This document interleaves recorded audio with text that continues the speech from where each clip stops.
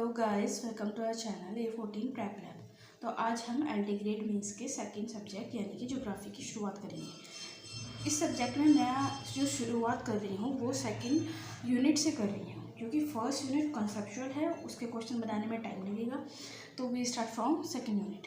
तो second unit में जो आपके क्वेश्चन दिए गए हैं वो है भौतिक भूगोल। भौतिक भूगोल से रिलेटेड सौरमंडल का परिचय, जो मैं बाद में डिस्कस करूँगी। और ये वाला टॉपिक है पृथ्वी की उत्पत्ति, Kant, Laplace, James and Jeans का सिद्धांत। हम आज ये वाला टॉपिक डिस्कस करेंगे। सॉरी फॉर इनकन्वीनियंस, जो आपको पीछे के बैकग्राउंड आ रहा है प्लीज़ इग्नोर दैम, ठीक है। तो इस टॉपिक पे मैंने 4 क्वेश्चन तैयार किए हैं जो इस टॉपिक से रिलेटेड हैं। पहले कांट और लाप्लास को डिस्कस करेंगे, then we move to other topic James Jeans and Harold Jeffreys. तो पृथ्वी की हमने यहाँ पे क्वेश्चन लिया है, पृथ्वी की उत्पत्ति का विवरण दीजिए। यानी कि पृथ्वी की उत्पत्ति को जब आप समझाएंगे तो जाहिर सी बात है सिद्धांतों के जरिए ही समझाना पड़ेगा। सेकंड इज अद्वैतवाद, यानी कि मोनिस्टिक एंड द्वैतवादी सिद्धांत किस प्रकार पृथ्वी की उत्पत्ति की व्याख्या करता है। तो अद्वैतवाद में हमारे पास 2 सिद्धांत आते हैं, जो कांट का गैसीय सिद्धांत है और दूसरा लाप्लास का निहारिका सिद्धांत। और द्वैतवादी सिद्धांत जो जेम्स जीन्स का दिया गया है, हेराल्ड जॉफ्री, उनका जो सिद्धांत दिया गया है वो द्वैतवादी सिद्धांत है। देन निहारिका परिकल्पना पर टिप्पणी लिखिए। निहारिका परिकल्पना क्या है? जो लाप्लास का सिद्धांत है। लास्ट क्वेश्चन इज कांट व लाप्लास का सिद्धांत समझाइए, वह कैसे एक दूसरे से भिन्न है। ठीक है, तो हम स्टार्ट करते हैं। सर्वप्रथम पृथ्वी की उत्पत्ति के संबंध में तर्कपूर्ण परिकल्पना का प्रतिपादन जर्मन दार्शनिक इमैनुअल कांट ने 1755 में अपनी पुस्तक universal natural history and theory of the heavens में किया था। कालांतर में पृथ्वी की उत्पत्ति के संबंध में 2 प्रकार की संकल्पनाएं हैं, अद्वैतवादी संकल्पना मोनिस्टिक और द्वैतवादी संकल्पना डुअलिस्टिक। अब अद्वैतवाद में वैसे तो इसमें नहीं दिया गया है टॉपिक, बट इनडायरेक्टली कनेक्ट करता है। और अगर आप पहले ये वाला टॉपिक आप डिस्कस कर देंगे थोड़ा ही सही, तो एग्जामिनर को लगेगा कि आपको पूरी की पूरी ही नॉलेज है। ठीक है, तो अद्वैतवादी में अगर आप लिखना चाहते हैं तो यहाँ पर पुच्छल तारा परिकल्पना आती है, वायव्य परिकल्पना और निहारिका परिकल्पना। सेकंड इज द्वैतवादी परिकल्पना, ज्वारीय परिकल्पना, ग्रहाणु परिकल्पना और द्वितारा परिकल्पना। ठीक है, चलिए मैं इसका ये भी मेंशन कर दूँगी कि किस किसने दिया है। ठीक है, अब हम पहले करेंगे अद्वैतवादी परिकल्पना।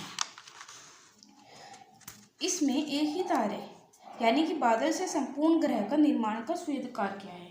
और द्वैतवाद में जाहिर सी बात है 2 तारे होंगे। वायव्य परिकल्पना इमैनुअल कांट ने दी है 1755 में। न्यूटन के गुरुत्वाकर्षण सिद्धांत पर आधारित है ये। ठीक है, तो हमने यहाँ पे पहले इसका इंट्रोडक्शन देने के लिए हमने पहले इसका इफेक्ट डाल दिया। पर आधारित गैसीय सिद्धांत के अनुसार सौरमंडल की उत्पत्ति प्रारंभिक पदार्थ से हुई। किससे हुई है? प्रारंभिक पदार्थ। अब वो प्रारंभिक पदार्थ पहले से ही मौजूद था। ये पदार्थ शुरू में जो धूल और गैसीय विशाल बादल थे, ठीक है, पदार्थ क्या था? धूल और गैसीय विशाल बादल बिखरा हुआ था और गतिहीन, ठंडा व ठोस कणों से बना था। ठीक है, थर्ड पॉइंट इज गुरुत्वाकर्षण के कारण कण आपस में टकराए, जिसमें ऊष्मा उत्पन्न हुए, जिसके परिणाम स्वरूप कोणीय संवेग उत्पन्न हुआ और वे घूमने लगे। देखिए, इसकी आलोचना भी साथ साथ ही समझ लेते हैं कि इसमें हमें नहीं पता था, इन्होंने ये नहीं समझा पाए कि प्रारंभिक पदार्थ कैसे आया। ठीक है, वो प्रारंभिक पदार्थ अंतरिक्ष में मौजूद ही क्यों था, वो नहीं समझा पाए इस बात को। सेकंड, गुरुत्वाकर्षण बल ही क्यों उत्पन्न हुआ? यदि गुरुत्वाकर्षण बल पहले से ही मौजूद था तो वो पहले क्यों नहीं उत्पन्न हुआ? और अगर था तो उसे कौन सी चीज़ ऐसी थी जो उसको रोक रही थी? ठीक है, देन आदिम ठंडा व विशाल गतिहीन बादल जो था वो एक गैसीय विशाल गर्म बादल यानी कि निहारिका में विकसित हो गया। ठीक है, अब निहारिका की अवस्था कैसी है? गैसीय अवस्था। देन परिणाम स्वरूप निहारिका से ग्रहों का निर्माण हो गया। ठीक है, कि यहाँ पर जो मेंशन किया है मैंने, इसका डायग्राम मेंशन किया है कि ये वाला जो पार्ट है ये गैसीय और धूल का बादल है। देन ये बादल थोड़ा सिकुड़ने लग गया, ठीक है, और ये थोड़े थोड़े वलय बनने लग गए, सर्कल रिंग, ठीक है। देन ये वाला जो पार्ट है दैट इज सूर्य बनेगा, ये केंद्र है, इसकी अगली अवस्था हो गई। फिर ये आदिम सूर्य हो गया हमारा, और इसके चारों ओर ये छोटे छोटे ग्रह हो गए। फिर ये प्रॉपर हमारा सूर्य बन गया जो आज की उपस्थिति है, और इसके चारों ओर हम ये दीर्घवृत्ताकार पथ बनाएंगे और जिसमें ग्रह उपस्थित है, ठीक है। देन हम चलते हैं आगे। लाप्लास का निहारिका सिद्धांत, क्योंकि हमने पढ़ लिया है अब किसका, इन दोनों में हमें वो भी तो करना है ना, तुलना करना है, तो हमें दोनों सिद्धांत जानने पड़ेंगे। लाप्लास की निहारिका परिकल्पना। लाप्लास ने कांट की गैसीय परिकल्पना को संशोधित किया, ठीक है, तथा बताया कि नेबुला गर्म आदिम पदार्थ से बना हुआ है। देखो फर्स्ट तुलना यहीं पर हो गई है। वो कह रहे थे कि ठंडा था, नेबुला ठंडा था, ठोस था, ये कह रहे हैं गर्म और आदिम पदार्थ से बना हुआ है। अब ये भी नहीं बता पाएंगे कि आदिम पदार्थ आया तो आया कहाँ से, ठीक है। उन्होंने अनुमान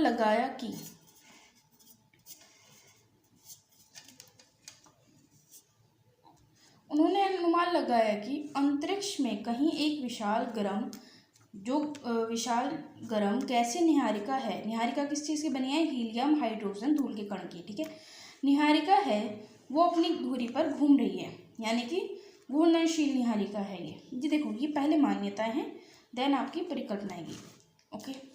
अब आप इसको ऐसे मेंशन, अगर सिंगल क्वेश्चन में आती है तो आपको मान्यताएं और परिकल्पना अलग अलग मेंशन करनी पड़ेगी, और अगर सिंगल एक ही मतलब छोटा क्वेश्चन आता है देन आपको नहीं देनी पड़ेगी, तब आप एक मिलाकर लिख सकते हैं।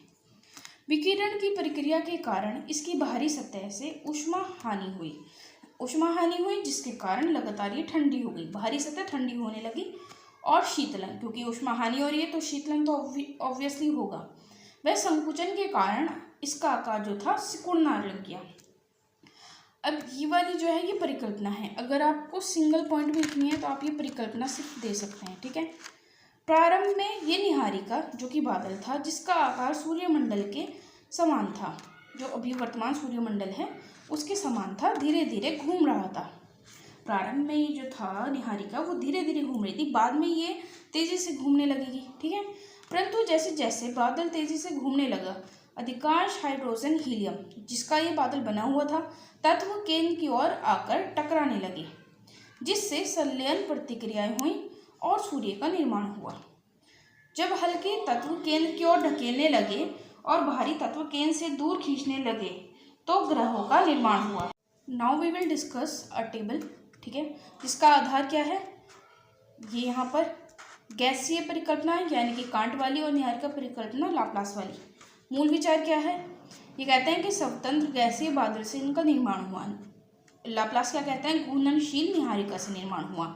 केंद्र में क्या था, ठंडा व सामान्य नेबुला था। यहाँ पर क्या था, गर्म निहारिका। प्रक्रिया क्या हुई, गुरुत्वाकर्षण व घूर्णन, इधर शीतलन व संकुचन।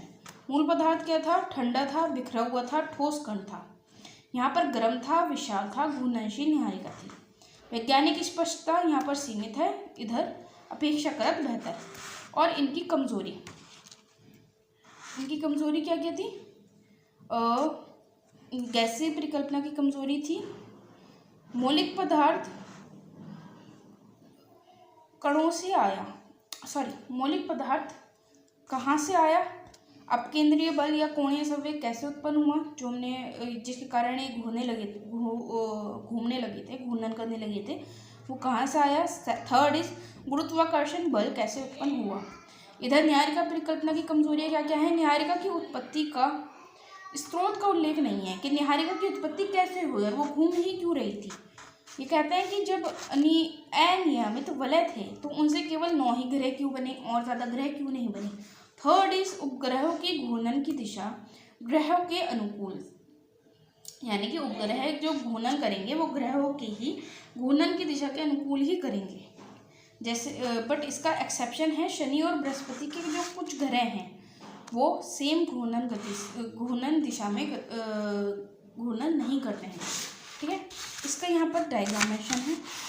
First is that is Niharika. ठीक है, उसका एक अलग से क्लाउड था। उसके बाद सेकंड पोजीशन में क्लाउड अलग था और डिस्क अलग थी। देन ये जो क्लाउड है ये बीच में चला जाएगा और एक प्रोटोसन का निर्माण कर देगा। ठीक है, और ये साइड में रिंग फॉर्म होगी यानी कि विलय। थर्ड इज जो बीच में आपका सन आ जाएगा और साइड में उसके निहारिका आ जाएंगी और ये जो वलय है इससे एक ग्रह का निर्माण होगा, एक वलय से एक ग्रह का निर्माण हो जाएगा। ठीक है, तो आज की क्लास में इतना ही रखते हैं। नेक्स्ट वी विल डिस्कस द्वैतवादी संकल्पना, जेम्स जीन्स और हेराल्ड जैफ्रे की। एक चीज़ मैं आपसे कहना चाहूँगी कि आई नो मेरी राइटिंग मैसी है, थोड़ी गंदी है, तो प्लीज़ उसको इग्नोर किया करें। बट कंटेंट मेरा अच्छा ही होता है। मैं अपनी आप तरफ से कोशिश करती हूँ कंटेंट अच्छा ही जाए, बट यार there is a issue with my writing, so sorry for that. Okay, मिलते हैं अगली क्लास में। Bye bye.